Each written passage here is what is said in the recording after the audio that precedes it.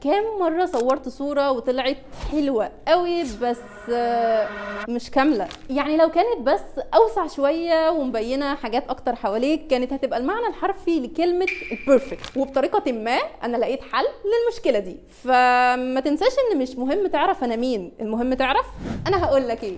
هقولك على ابلكيشن بيم اللي تقدر تدخل عليه اي صورة وتعمل لها اكسبند، سواء بالطول علشان تنزلها ستوري او حتى بالعرض لاي سبب تاني انت حابه. والتركايه انك تقدر تعمل الاثنين. فمثلا الصوره دي انا كنت متصوراها وكانت ناقصها بس ان هي تكون اوسع شويه، فدخلت على الابلكيشن ودخلت على اختيار اكسبند فوتوز واخترت ان هي تكسبند بالمقاس ده، وبعدين سيف. ما خلصناش، دخلت تاني بس المره دي اخترت نفس الصوره اللي احنا لسه عاملين لها سيف، واخترت ان هي المره دي تكسبند بس بالطول. فالبدايه كان معانا الصوره كده وبعدين تحولت لكده. فاظن انك محتاج تعمل سيف للفيديو ده علشان ما ترجعش بعدين تندم انك